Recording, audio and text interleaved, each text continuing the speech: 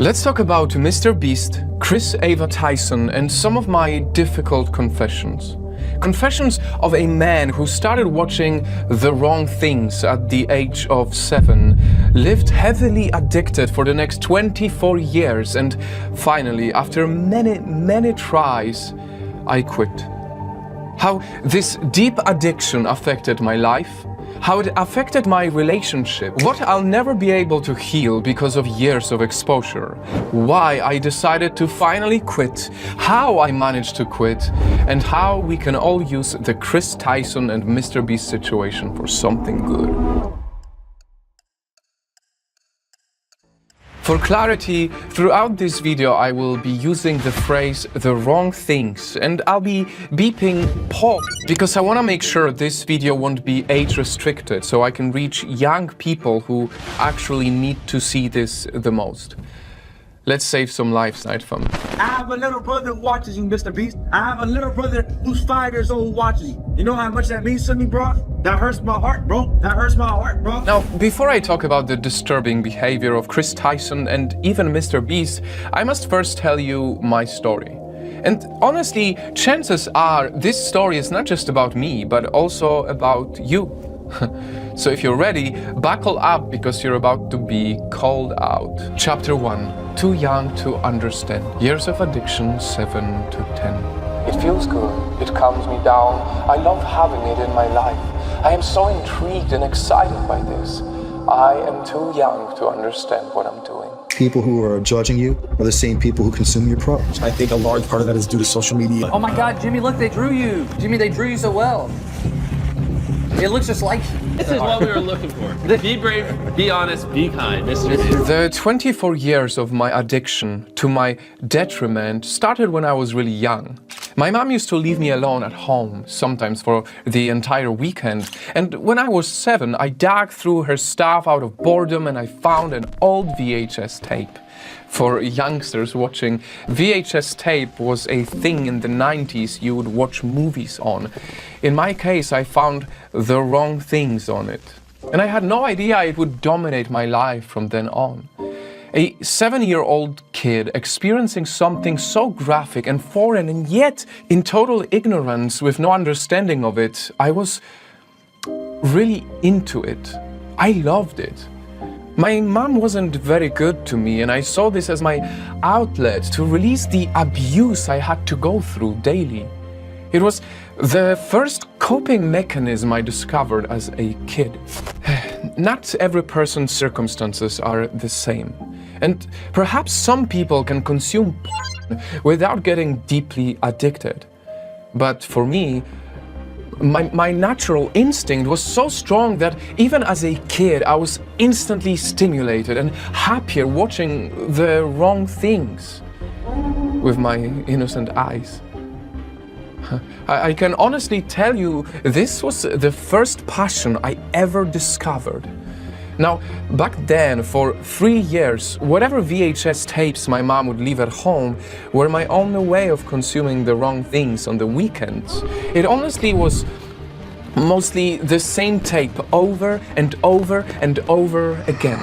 But even though I was way too young, at least I wasn't exposed to something far out of ordinary. Thanks, Mom, for your normal tastes, I guess. But that ordinary viewing would soon turn into a daily obsessive search for something more. Hey, you little addict. Say hello to the internet. The holy grail of... Today it is estimated that sites get more visitors each month than Netflix, Amazon and Twitter combined. Sorry, I can't call it X in this context, Elon. Porn literally drives subsets of our culture. It is far bigger than we can imagine. And that's exactly why it is so important for me to make this video now, because porn is by far the most popular, dangerous addiction in the world. And yet there's such a big stigma around it. It's actually so crazy that addiction has far more stigma than the porn itself. If anything, the past few years, because of a certain website for mostly young girls, porn is actually freely promoted, even here on YouTube. And the promotion of it has far less stigma than addiction. I don't know, it's weird, but let me not sidetrack here. I will say, today it's easier than ever to get addicted to porn. And as Lucid says in this comment, porn is our generation's cigarettes. Now, if I say I was smoking for 20 years and I managed to quit, I am not addicted anymore, most people will answer, good job, man, that's amazing. You even have these disgusting photos on the packs to stigmatize the act of smoking. But if I say I was a porn addict for 20 years and I finally managed to quit, I doubt anyone will say good job, but rather they will feel awkward about it or even laugh at me. Even though porn is far more dangerous than cigarettes and is consumed by far more people than cigarettes, by far more younger people. Our society created a huge stigma and shame around it, and it is like that elephant in the room that never gets addressed as a problem, but rather as fun stuff or stuff we don't talk about. Like the elephant in this room, hanging on the wall. This is Chris's room, with Mr. Beast eyeing an illustrated photo of an underage girl acting in a questionable way. And it serves as a perfect segue to dive into the next chapter, discussing the invisible chains of addiction that we somehow normalized. Chapter 2. Too addicted to see the problem. Years of addiction, 11 to 19. I am a teenager now, and I'm way too deep into this. I can't stop spiraling. I tried so many times, but nothing helped. And every day I dig deeper into desires I never even knew existed within me. It gets harder and harder to stop, even for a day. Got this new anime plot. Basically, there's this high school girl, except she's got huge I mean some serious honkers. A real set of badonkers. See, when the wrong things are in your life on a daily basis, like I am confident they were and are in the case of Chris Tyson, and quite possibly in the younger life of Jimmy, I don't know how he is nowadays. One step at a time, you normalize this, to the point where now you don't even see anything wrong with putting it on a wall and live streaming it to the world. Your perversion is more invisible the longer you live with it. It becomes your blind spot. It's so normalized that you start making it your whole identity, just as Chris Ava Tyson did. I mean, this might be a controversial statement, but some people transition genders because of a kink. And I wouldn't be surprised if that's the case with Chris. Again, I mean, no disrespect, but he even said it himself in one of the chats that he wishes he could just flip genders with ease.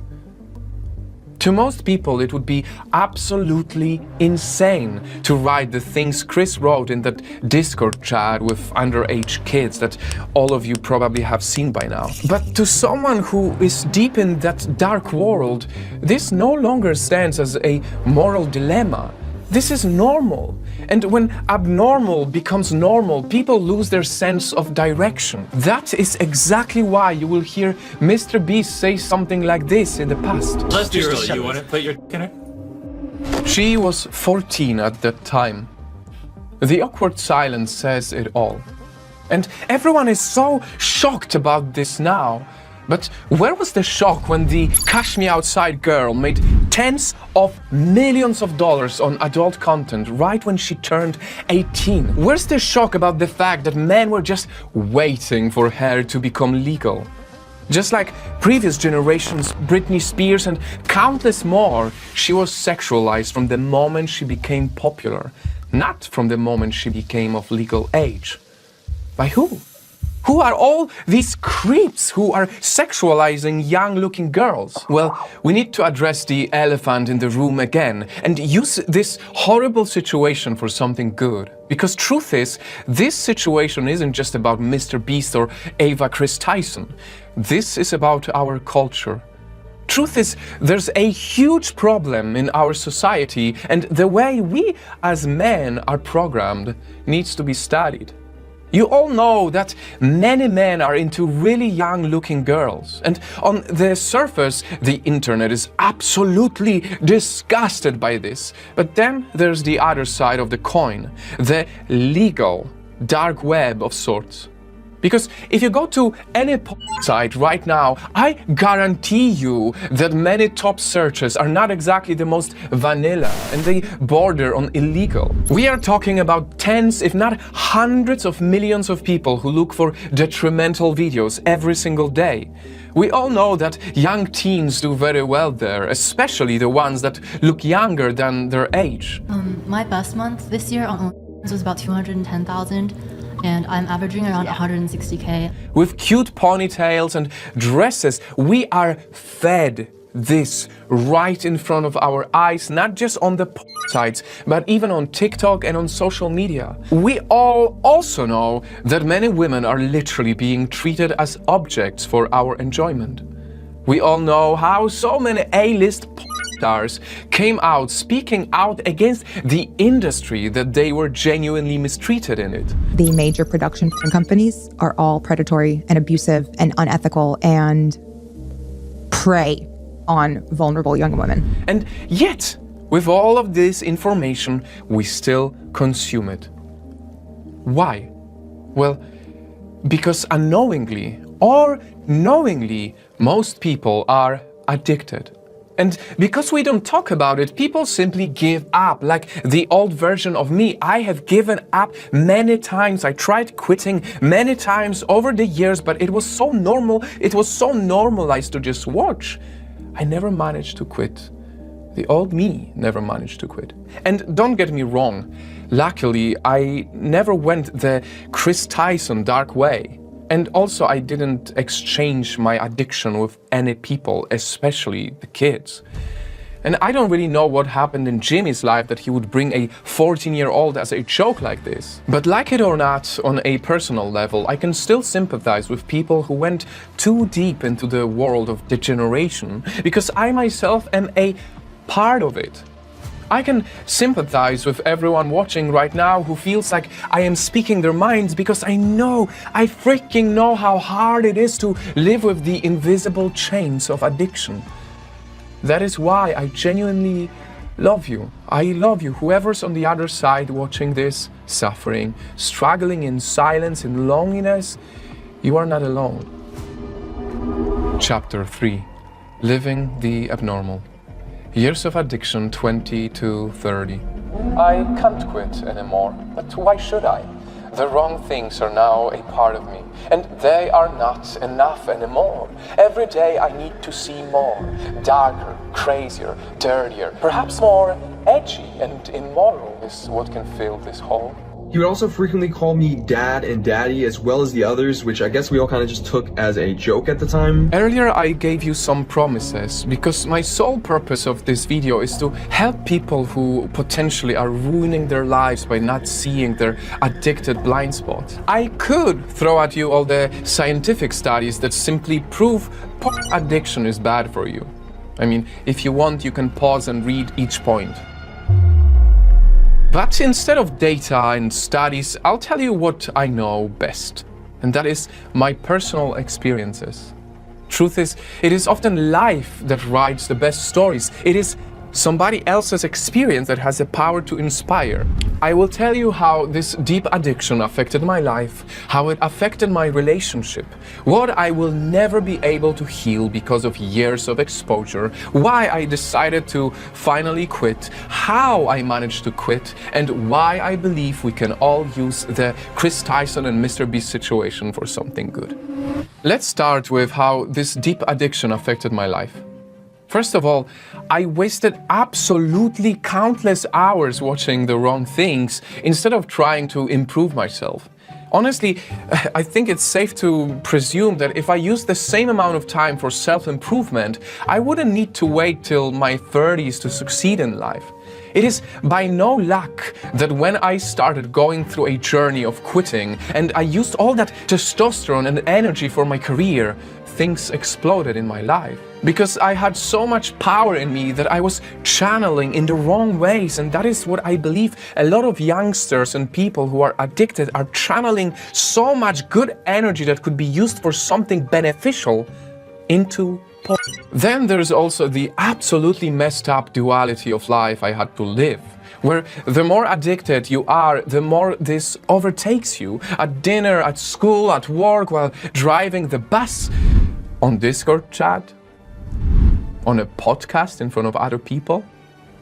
Thoughts fill up your mind, and you already live in the future, waiting for that moment where you can get back home and relieve yourself. It also affected quite deeply my self-esteem, because I thought I could never find someone who could satisfy all my dark and messed up urges.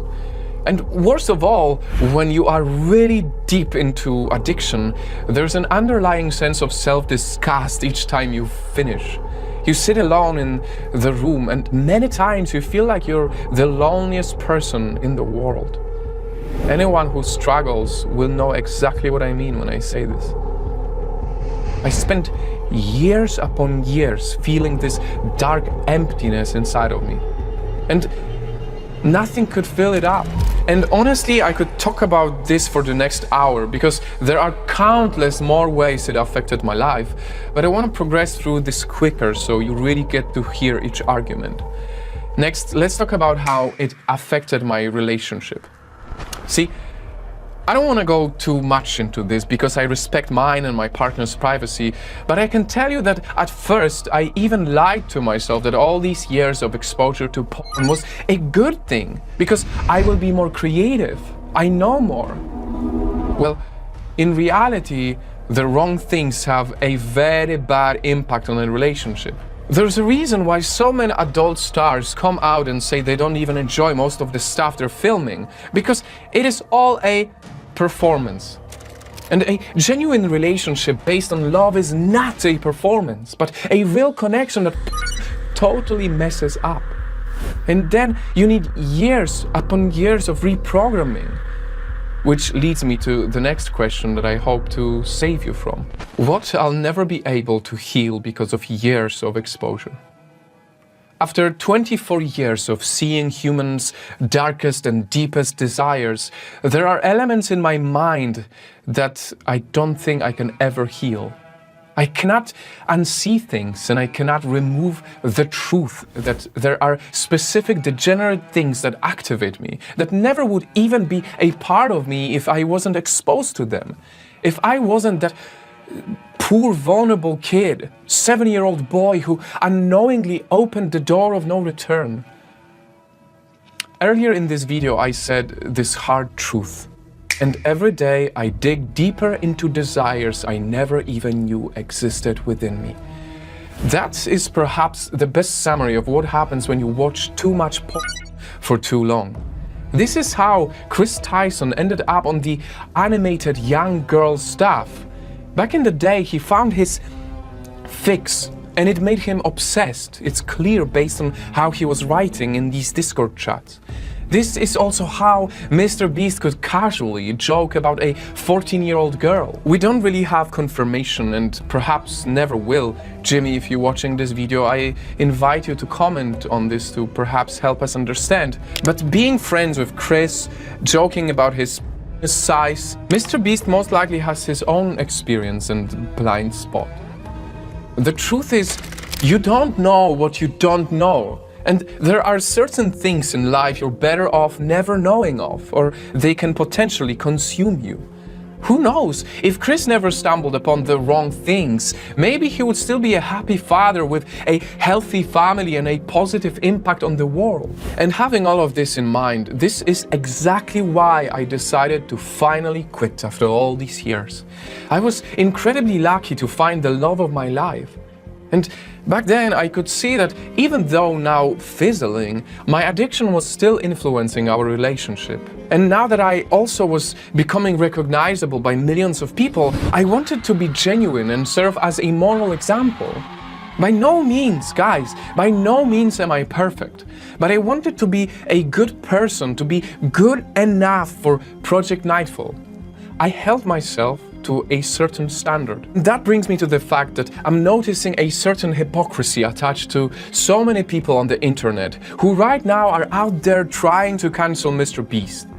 Yes, he said something highly questionable, but based on the current information, you are all acting like saints, reporting on this thing with no additional value, getting millions of views, while I am confident many of you are not genuinely disgusted by his comment about Bad Baby. Anyway, it took me quite a while to finally quit. I would have relapses, and even years later I still have to keep myself in control because, as we all know, the internet is just filled with clickbait that in a split second can reactivate my old habits. Years later I still have to control it. The rule is to never let it control you. For most of my life, I didn't have a big enough motivation, and that's why I failed to quit. But with my career, my purpose, and especially my partner, I finally feel like I want to be a genuine person, no matter how hard it is. In all of this, it's really important to say that I have an immense amount of compassion for people who try and fail over and over. Try, fail for years. Truth is, I am a very driven person. Everyone who knows me knows that I am up there when it comes to drive and motivation. I am super motivated and I have quite a strong personality, and yet I struggled so much to ever arrive at a point of feeling safe about my addiction.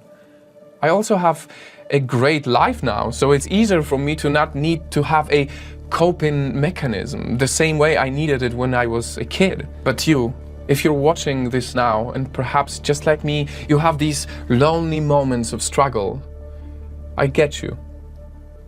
I know exactly how it feels, and I feel for you.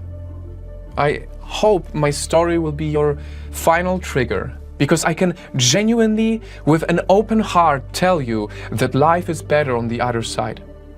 It is not perfect. I still have moments when I miss it. I miss watching it. But these little moments are nothing compared to how it feels to finally overcome the invisible chains that used to control my life. May this incredibly difficult chapter for Mr. Beast, whether you've been stuck in addiction for most of your life or you're young and new to this world, be a reminder that what feels good in the moment can also have horrible consequences.